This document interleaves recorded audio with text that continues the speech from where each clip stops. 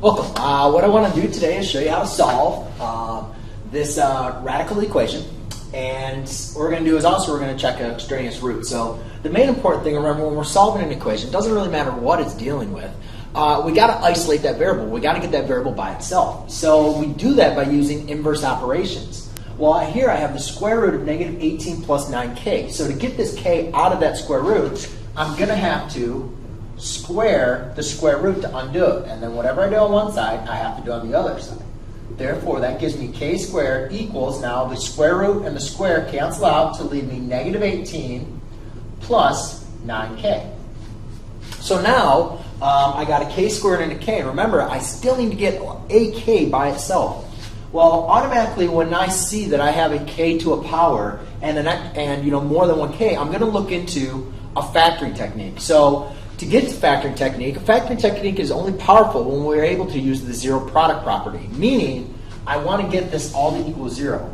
So I'm going to add 18 and subtract 9k onto both sides. Therefore, I obtain k squared minus 9k plus 18 equals 0. Now this is very, very important for you to understand. We got to get it to this equals 0 so we can use the zero product property, which states if I can write this trinomial,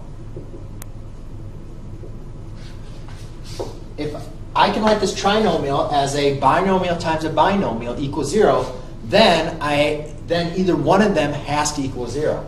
So I need to see, can I factor this into two different binomials? And the answer is yes. We can rewrite this as k minus 3 times k minus 6 equals 0. So what that means is I have a product that equals 0. So whenever you have a product that equals 0, one of them has to equal 0. So if I say A times B equals 0, then A has to equal 0 or B has to equal 0. So now by using this zero product property, I can say k minus 3 equals 0 and k minus 6 equals 0. Therefore, k equals 3 and k equals 6. Now stop. Before we say, oh, this is our answer, since we squared both sides, we got to check for extraneous solutions. See, make sure that these are going to work. So what we do is we're going to plug them back into our original equation just to make sure that they're going to work. So I have 3 equals the square root of negative 18 plus 27.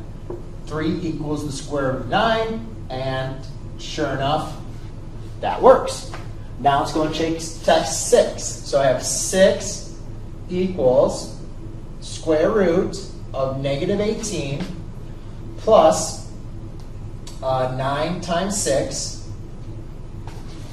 Okay, then I have 6 equals negative 18. Oops, I'm sorry. Negative 18 plus 54.